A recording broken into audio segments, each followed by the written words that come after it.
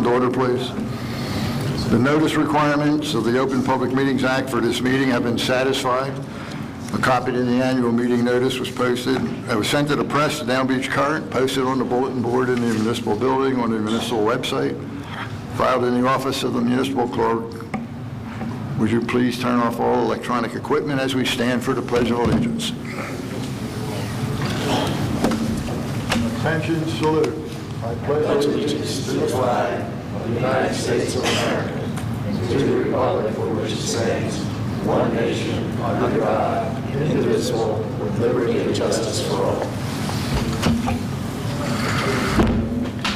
Call the roll, please.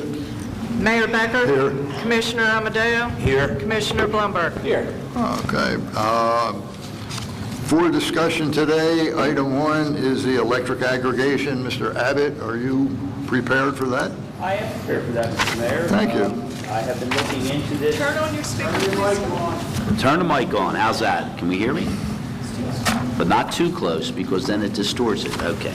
We're looking into, do we want to continue along with the energy aggregation program, in as much as we have not really had a proposal that would save us any kind of substantial monies. It may be to the city's best interest to terminate that involvement. I think we can possibly do that. I've reached out to the consultants who were involved with it. I don't have the final answer yet. We were the designated lead agency, but since our initial approval of the ordinance that set that up, there has been no program set forth that we've accepted that would provide any type of meaningful savings. That may be in part because the price of energy has dropped so much in the last 2 years. So that's where we are for right now, Mayor. This shouldn't be confused, by the way, with our South Jersey Power Cooperative, which is our energy source for our municipal buildings, which we are a part of, and it is saving us some money. So, What would your recommendation be? I think that if we can get out with any claim of some type of violation of contract, which I think we can, that we terminate our involvement with it. That would be my recommendation. Would you look and see what the status is on that? We can talk about it the It's next well meeting? underway, Mayor. And yes, I will. I should have it finalized probably in the next 2 weeks. Cool. Thank you. Why don't we go, anybody else have anything at this section? Do you want to stick with me? No, we'll come back to you, you mind? We'll come back to me. All right. Okay. At this point, I have a reason for my madness. Okay. At this point, we'll go to department head reports, and I want to start with Mr. Rubin. Thank you, Mayor. Excuse my voice, getting over a cold. I just calculated that this is my 504th work session that I've been at in the last 42 years, and as many of you know, can you hear me? I will be retiring on March 1st, and I'm proud today to announce that the gentleman who is replacing me is sitting to my right. His name is immediately to my right. His name is Roger McLarnon. He's tremendously qualified for this job, way more than me. From what I've seen, he'll do a wonderful job. He's already started working here, overlapping for the time being and doing other functions. And I'm very pleased that when I leave after all these years, things will be in good hands. And we tried to make it easy on the general public by finding a long search to find a guy named Roger. And since we look so similar, nobody will notice the difference. Roger, welcome, and lots of luck for a long, happy career. 42 years. Thank you. 503 more meetings, I'll be great with you. Thank you. Thank you very much. And welcome, Roger. Why don't we start on the right this week, and we'll start with Fred. You didn't get forgotten. Who's not paying attention? Very busy in the, what department?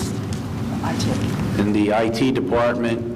I'm grateful to have a job, and I hope that this year will be a better year. Thank you. You should be. Busy and grateful.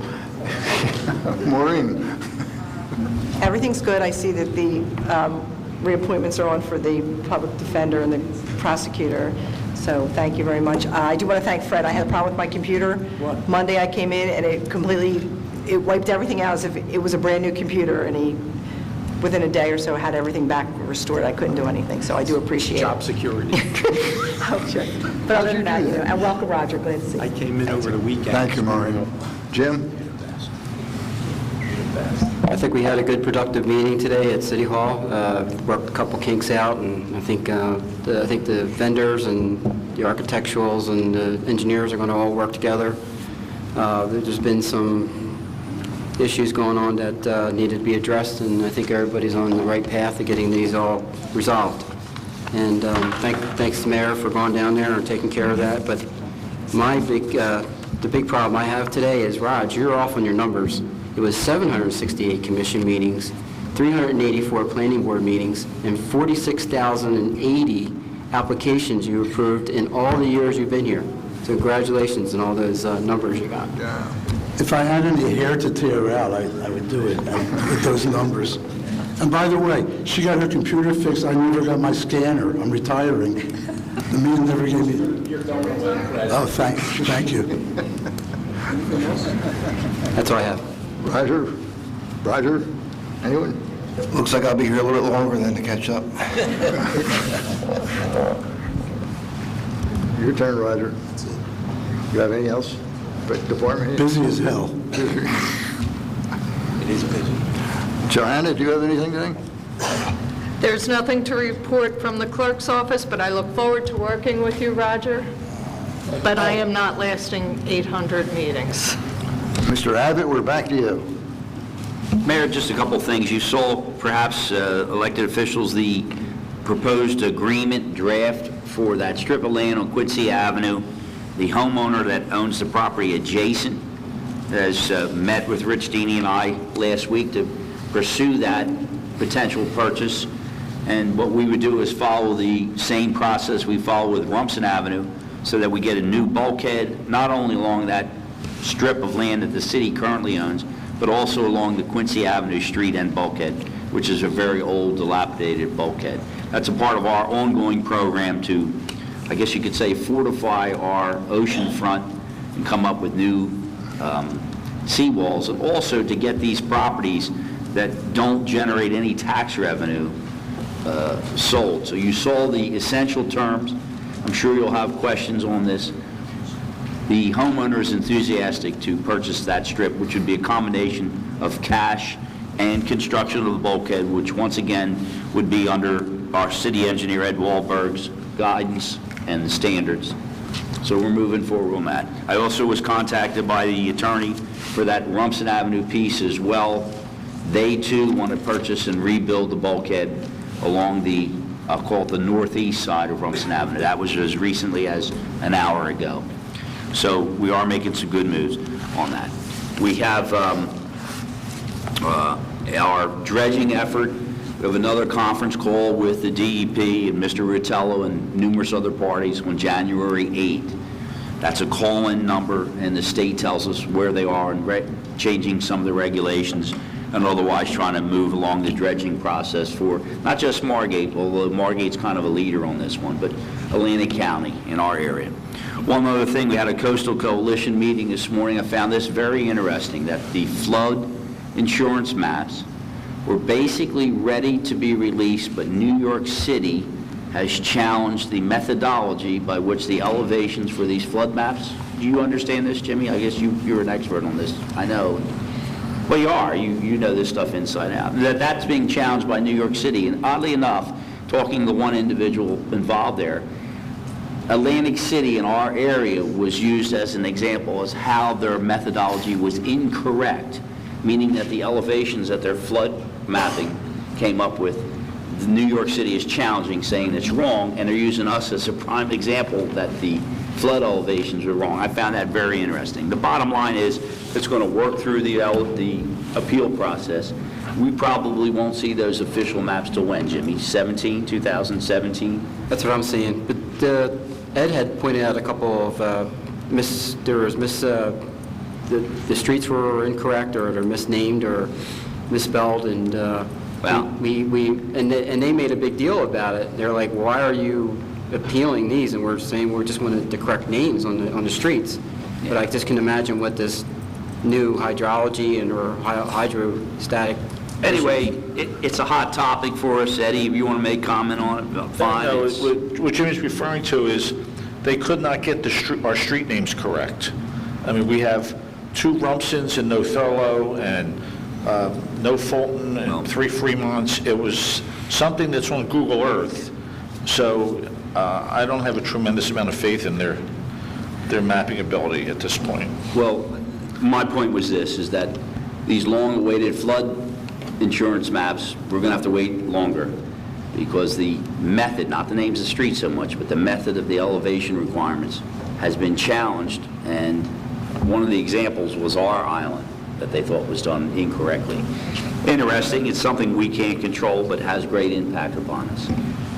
And I think that's about it. Thank you, Scott. Rich?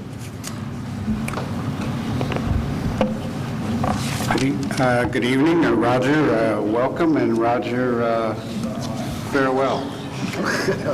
It's been great working with Roger Rubin. He keeps things light, and he keeps things moving in the Planning and Zoning Office, and they're big shoes after a lot of years, Roger, to fill. But Roger McLarnon comes back to Margate with a lot of experience in a lot of different areas. He's an engineer and a registered planner and a licensed planner, and we're glad to have him. Continuing on the recent tradition, there's a resolution on the agenda tonight to appoint Chief David Wolfson as the temporary administrator during my absence.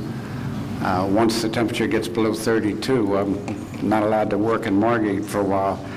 I appreciate the confidence in the commission has, but I'm here to report that David is well-equipped to sit in my shoes during my absence. I will be back, however, David, and look forward to working with this very professional group when I do return. Before I leave the microphone, though, I would like to be able to answer any questions that the commission has, but to also report to you that I believe the city is in excellent shape at the moment. The temporary budget will be introduced tonight according to law, and it will be, as the law requires, not to exceed approximately 25% of last year's budget, with 1 or 2 exceptions for things like debt service, and that's being prepared by our chief financial officer, who has our financial condition of the city in very good shape. The contracts for the fire and police were passed by and have now been executed by the police and fire associations, as well as the mayor and clerk. We have had a final negotiation with the Employees Association, which represents the vast majority of the rest of the employees, and I'm confident that David will be bringing you a contract proposal as early as the next meeting or the following meeting, which will resolve labor contracts going forward. And to have a labor situation like we have or will have is excellent for a lot of reasons: for employee morale, for the good of the city, for a steady relationship, and an ability to plan financially going into the future. One of the prime questions I have found over the years... Did I use my 3 minutes, Mr. Sewell? I'm going to use yours if that's okay. Thank you, because it's my last meeting. I have found that the bond people at Wall Street most always asks, either directly by orally or in writing, requests information about labor contracts. And it's a strong indication to me that the financial community at large nationally considers a steady labor situation to be advantageous for bond ratings. So it's a point that we sometimes overlook, and I think it's extremely important. We're in the service business, and the people that work for us in Margate are the people that carry out all of our mission, the entire mission. We don't do it, they do it. We don't have a product, we have a service. And I'm here to thank our employees, our leadership, and our management for the service that they do provide. So the budget is great going forward. There will be some meetings in the future. It'll ultimately get introduced according to the requirements of law, like it has each year for the last 100 years. The labor contracts are in place. The biggest issue outstanding, of course, it's been an ongoing issue as long as I've been here, is the federal government's proposal to do what we might consider damage to the beaches as opposed to protection. And I can report that our attorneys are working on the next phase of our challenge. There's been a lot of information submitted by a lot of people around this table over the last 2 weeks. The hearings are scheduled for early in February, and I have nothing more to report tonight publicly on that, but I can assure the public that the commission is up to speed, and we will report as we move forward. I think that covers the major issues. Do you have any questions, Mayor? No, I don't. John? Mark? Thank you. Thank you, Rich. Chief Wilson? I just want to publicly thank Rich for his confidence in me and recommending that I do that temporary business administrator position again. I really enjoy it. I want to thank the commission for considering it and hopefully passing it. And I especially want to thank the people around this table because they make the job fun, and it's a great team that we have here, and I thank God every day for that. First and foremost, I want to, as a public announcement, I would like to remind the public we've had a rash of several car burglaries. Unfortunately, it's people who are leaving their cars open, who are leaving their valet keys in the car, and they're crimes of opportunity. We've been working on it, and I just want to remind the public, please lock your vehicles and remove the valet keys from the cars. Every one of them, the car's been open and the valet key's been in the car. But like I said, it's a crime of opportunity. I'm going to work with Fred on a PSA via the robocall, as well as on the website, and hopefully Nanette can put something in the paper for me. I'd also like to draw your attention to Resolution 02-2016. I just want to note that the purchase of those 4 vehicles, they are replacement vehicles. They are not additional vehicles to the department. We are getting rid of 4 vehicles and replacing with these 4 Ford Explorers, which should be in next month. Other than that, everything's great. Oh, one other thing, I'm sorry. You'll notice in the Current today, and then on the press website, there was a public service announcement regarding our accreditation. And what it essentially does, it invites the public to call in to the number that's provided in the PSA to make comment regarding whether the police department's worthy of accreditation or not. Comments are limited. It's on Wednesday, the 20th, between 9:30 and 11:30. And we encourage anybody who has any comments about the police department to please call in and talk to the assessors. Other than that, everything's great. Thank you very much, Chief. Lisa? Happy New Year. I will give you the summarized, condensed version of everything I'm working on. Just 5 minutes before the meeting, I finally have our Edmunds financial software rolled over for 2016. Nobody will be able to access that system until at least Monday because I still need to input the temporary budget, and just to make a correction statutorily, it can be 26.25% over prior years. So I'll be doing that on Monday. Tomorrow there's also going to be an upgrade in the software for the Edmunds system to the version 4.0, and Fred will be assisting with that. We have training scheduled on the tax and utility collection software in Edmonds beginning on January 14th, and they're scheduled for a couple of weeks and will be here for as long as is necessary, and that's progressing very well. The fourth quarter quarterly reports that were required to be filed by FEMA were submitted yesterday. We received another $430,000 approximately from FEMA on the City Hall project. To date, we have received from FEMA just over $2.7 million. Our proceeds from JIF were $682,000, and the flood proceeds were $301,000, using round numbers, of course. Given the total amount we received from Hurricane Sandy damage of $3,732,000. Right now, as it stands, there's a balance owed to us of about $1.9 million. So several of the smaller projects are in the process of being closed out. I spoke with our closeout specialist again yesterday. He again requested additional documentation that I told him I probably won't be able to get till next month, and then I'm going to sit down and meet with him and get him those things closed out. I believe our irrigation project is finalized.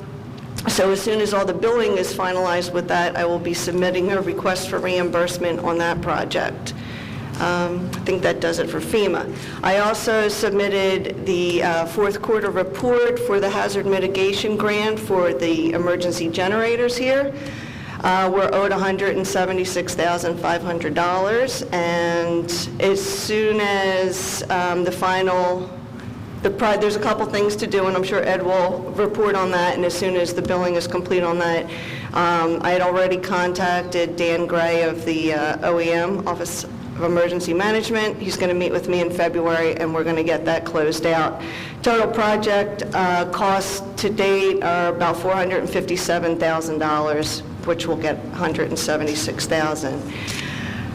Let me see what else. Rich mentioned the budget. I'm shooting to introduce the budget on February 4th. The statutory date has been extended for introduction until March 18th, and we must adopt it by April 22nd. I would like to do it prior to then. Hopefully, but in addition to the regular budget discussion, this year is the first year I also have to submit at introduction the user-friendly budget, which is much more detail that needs to be prepared. So hopefully that will all be ready to go in time for February 4th, but we'll save that for discussion on January 21st. In addition to that, we have our annual debt statement that is required to be filed, the annual financial statement that's due by February 10th, and the UCC report for the construction office, and that's due by February 10th, so I'll be making sure that they're all filed on time. The filing deadline for the new Forms 1095 that are required under the wonderful Affordable Care Act has been extended from February 1st to March 31st, and just so you know what that is, we needed to implement additional software in our payroll system for this Affordable Care Act reporting, and what these forms do is they're required to be distributed to all employees, and it's letting them know whether or not they received health coverage. So you're sending notice to the IRS in regards to the health coverage, and you have to report for there's different requirements for everything, and every month information has to be uploaded. It's extremely time-consuming. Let's just leave it at that. I think that's all I have right now. Welcome, Roger. And and also to keep you posted on these open escrow accounts that we've been discussing, we're going to meet with Roger 1 and Ed at the end of the month to check on the status of who submitted the required as-built surveys and not. Thank you. That's all I have. Thank you, Lisa. Chief Tabasco. All is well in the fire department, Mayor and Commissioners.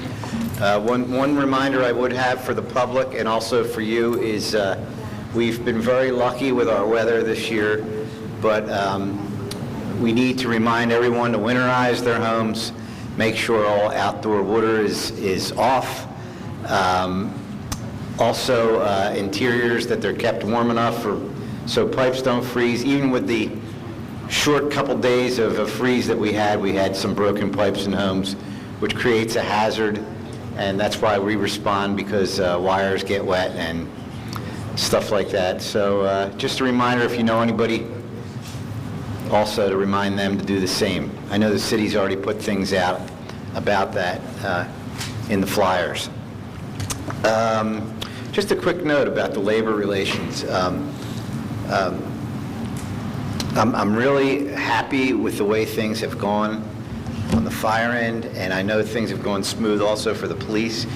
But I just want, just a little reminder, in my whole career here, which is pretty long, I'm in my 38th year, and I've held all the positions in our local union.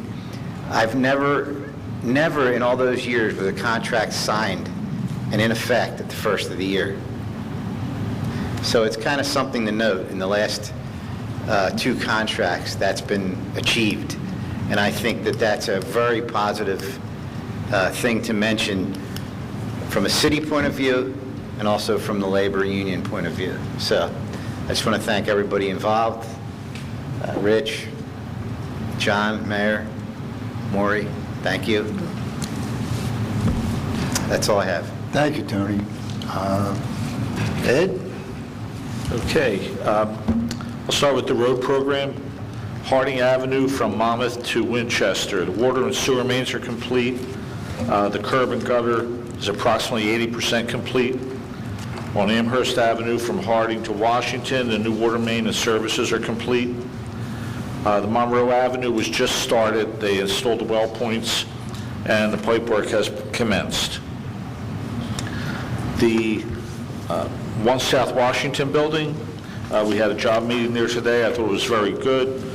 Currently, the parking lot should be all paved, at least the base paved by now. It's the intent to do some sidewalk work tomorrow, so hopefully by the beginning of next week, we'll have the fence down and the barricades just brought up, blocking the steps, so the sidewalk should be open. So we should start to return to some normalcy on Washington Avenue. The HVAC, the electrical, they're all progressing. Fire protection, we're addressing issues that the code official has brought out, and I'm satisfied with the progress that's being made there. The generator, we still have a few little things to do. There's a heat shield that has to be installed, or has to be put on and paid. We then will close out that project so that Lisa can put in for the reimbursement. The sprinkler system's complete. The beach access ramp is complete. The handicap accessible openings are scheduled to start within the next week or so. So they'll be done well in time for the season. And well number 9 is complete. So we're mopping up a lot of the projects that have been under construction. The biggest issue right now going in the city, there's about 12 different crews running for the gas company, for both Lantier and Kiley. And in addition, their small maintenance contract has been awarded to another contractor that was previously Kiley used to come in and do a service here, a service there. Well, there's a new company in now that will be doing their blanket, what they call their blanket work. I'm trying to set up a meeting with them just to lay out the rules, but I've been told that they're good, they're a very good company, very cooperative. So in addition to the 2 large projects going, there are still some small projects going on. Additionally, and no one has notified me, but I noticed this today, there's another contractor going around assessing the condition of the electric and telephone poles. They're essentially digging down around the poles, doing some testing to see the condition. I'm trying to get a handle on who authorized them, But they're out there. You'll see them. Utility Services may be the name of the company, I'm not sure, but I saw them today. I got a telephone number. I want to find out how evasive that whole thing's going to be, because it just is another level to add to the confusion that's going on in town. It's almost impossible to drive down any street from one end of town to the other right now. I understand it's an inconvenience to everybody, but they are making good progress, and I'm hoping that their optimistic prediction of being able to get the paving done before Memorial Day is true, or at least a portion of the paving before Memorial Day. So I have not received a tremendous amount of calls from residents about the gas company work, so that makes me feel a little bit more optimistic. And other than that, we have, I don't know if you reported, Scott, I didn't hear, we have another call with the Fish and Wildlife people and Dr. Farrell on Monday. And at that point, we'll see where we go from here. Anything else, Ed? That's it. All right, thank you very much. Maury, do you have anything today? Well, just a few things. What Fred really meant to say was that he's only here so he doesn't get fined. Is that what you really meant? I wanted to welcome Roger.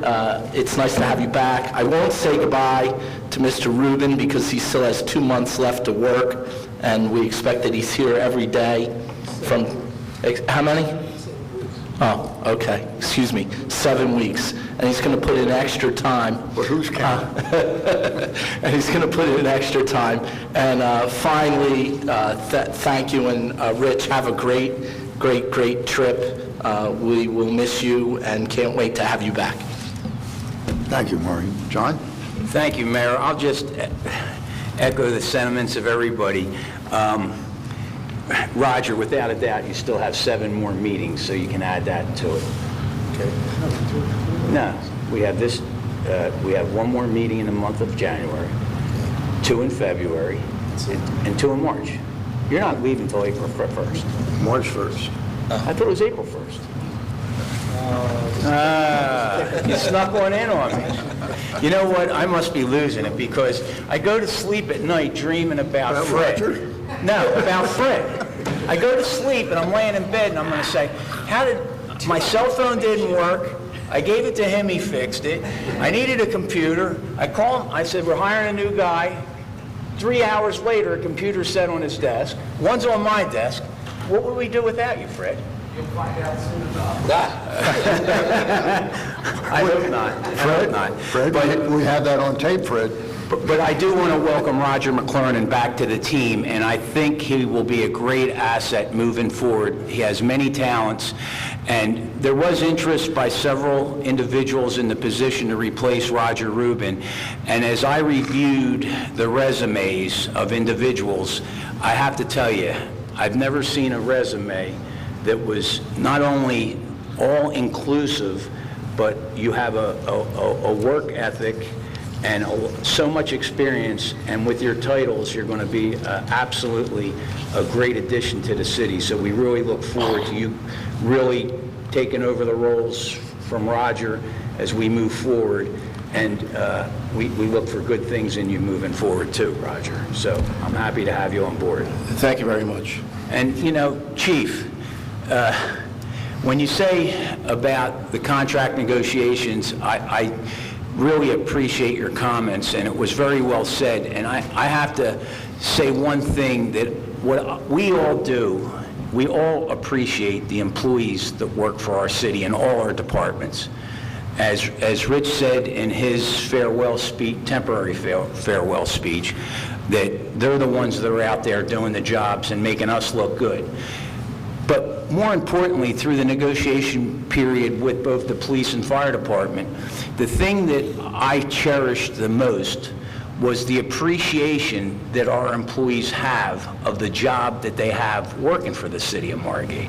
So it goes both ways, and when you can sit down at the table with gentlemen and talk and hash out issues that you're faced with, some that you want to look at and some that you don't have any other alternative but to look at, and come out on the end where, I don't like using the word everybody's happy, but they were very good negotiations, and I think we're proud to have that accomplished, put in the past, and the morale in both the police, fire department are in excellent condition as we move forward in the year 2016, and we look forward to working with you again.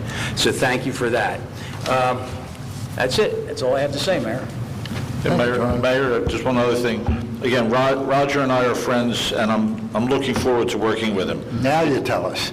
Just for clarity, we've already established in my office that when we have to contact Roger Rubin's Roger 1, Roger McLaren's number is Roger 2, only in order of employment. So we've already established that in my office. So it's RM2, RR1, right? RR1, RM2. Which one am I? But I look forward to working with you again, Roger. It's a pleasure. So do I. Thank you. Thank you, Ed. As his meeting started, I went to Roger 2 and asked him if he was going to stay for the meeting. He said, yeah, but I have to leave at 4:30. But with all the plaudits, I don't think he's really going to leave at all, so that's a good thing. Well, Roger, welcome. You know how happy I am to have you back. Okay.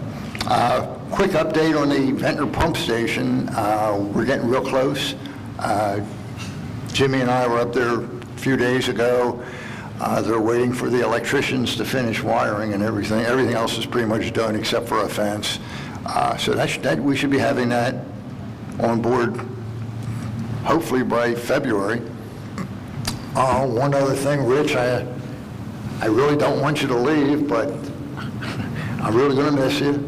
Thank you for all you do for the city of Margate. You've turned this city around. We're in great. Have a good time. Stay safe, and make sure you come back. Okay? Okay. At this point, we'll open to public comment. 3 minutes on anything that was discussed here today. John, Fred's got the clock if you want to check. Okay. I know when to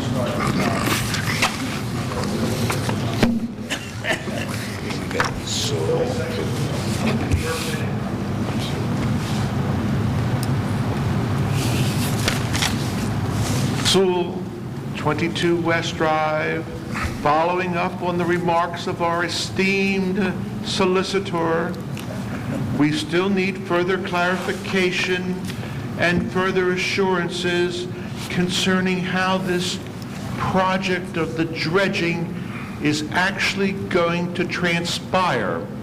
And secondly, more importantly, how is it going to be financed? Earlier we heard from our assemblyman that he had some money up in Trenton supposedly, and there are rumblings to the effect that if that doesn't come through, there will be bonded indebtedness.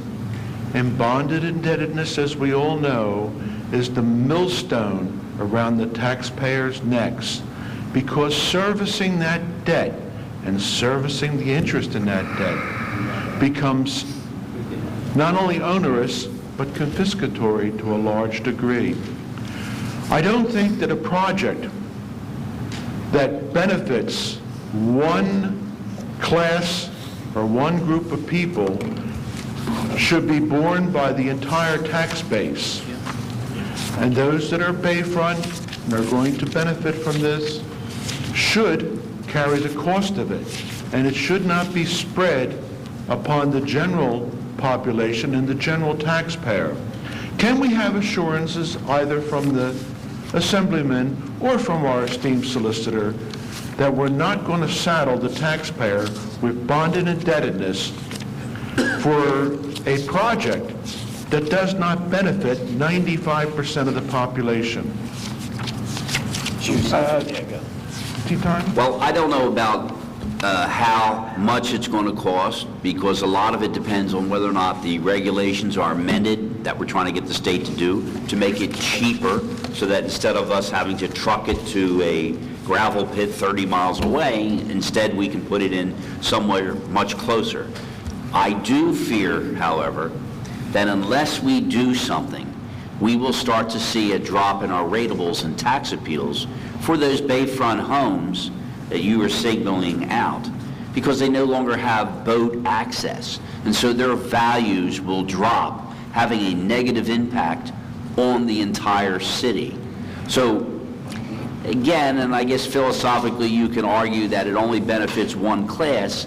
I don't look at it that way. I think it benefits the whole class, just the same as if you improve, say, the Parkway landscaping. Well, if you live on Fredericksburg Avenue, that really doesn't benefit you, but it does benefit the whole city. That's a debate we don't need to resolve yet. Right now, we need to resolve the cheapest, most efficient way to do it. How do we get the permits? And then how we come up with the money is going to be something that's going to be a lot of discussions and a lot of thought. So I don't want you to lose any sleep about it. It's nowhere near to dredging time, but we're trying to make progress towards that direction. But essentially what you're saying, it's a pig in the poke. And we really have so many of these variables that have no concreteness to them. And they create a tremendous tax exposure to the general taxpayers. No, I said nothing like that at all. Well, that's what you want to come up with, that's fine. But what you're telling me is that you have no certainty about any aspects of this project, including being able to find some place to put the spoilings, finding some place to get grants or state money. What kind of project is in progress to lobby, Chris Brown, Whalen, Mazzeo, to make a concerted effort? Are you guys planning to go to Trenton? John, we're working on there's a grant that is funding the current study. We're taking baby steps as we go through this process. The arduous process is going through the permitting stage that could take a couple years. I can't say for any certainty where we're going to be getting the money as we sit right here, right now, but our first step was through a grant process that our grant writer, Jim Ratul, was able to rewrite for a second time so that we could utilize those funds to do some back-based study. Dr. Farrell did a study on the makeup of the sediment that's in our bays that we're going to dredge to make sure there's no contamination. And that just happened a few weeks, maybe 3 weeks ago, Scott, am I correct? So we're moving forward. We're not going to saddle, we're going to be prudent and fiscally responsible as we go through this process. But I do believe it's the right thing for us to do in the big picture. And it benefits all taxpayers, as Scott said. If we have a diminishing rateable base, then it affects all of us. If we can keep our rateable base where it is, and we're not only talking about our bayfront homeowners, we're talking about our bayfront businesses too. We have marinas that spend a lot of money. There's a lot of boating slips that are rented that are in hard places to get to. We have to address all that as we move forward, and it's the right thing to do at this point. But you sit at every meeting, you'll be a part of the process. Your input will be a part of the process. Thank you.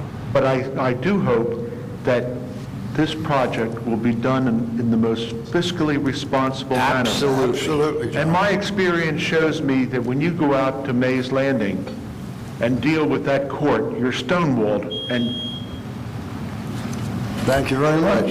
Anyone else? Good job, Scott. Somebody at Mays Landing? Stephen Altman, 9003 Amherst Avenue, Margate. On the same subject, I agree that dredging is an important thing for a barrier island. I spent a lot of time as a kid in Wildwood racing sailboats, and here as an adult teaching kayaking at Ocean City High School. There is no place in Margate for me to walk up to the bay and put a kayak in the water. The closest beach where I can do that is a state park near the Ocean City Bridge. There ought to be, if I'm going to be having an increase in my taxes, access to the bay for people who row boats, row kayaks, want to utilize the bay in some fashion other than having a powerboat and a slip and that sort of thing. As we're planning and looking at long-term planning in Margate, we ought to look at some way for an individual to access the bay if you don't live on the bay and you're going to be asked to pay increased taxes for that dredging. So I would hope that everybody involved would start to consider how the general public in Margate, we all benefit from the beach even though we can't park in the beach block, but you can walk down there.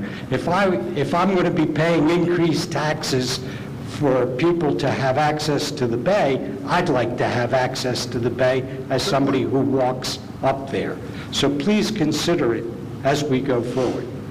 I thank you. Thank you, Steve. Good point. Anyone else?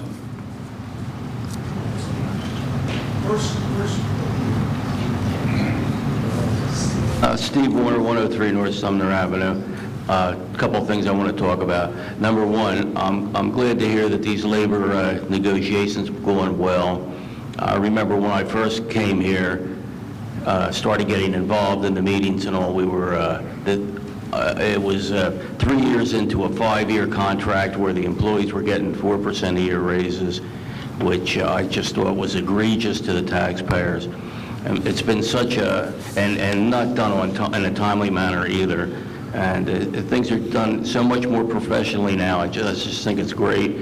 And the reason I got involved was to try to get things done in a more professional manner. And I feel that we've really moved a long way in that direction.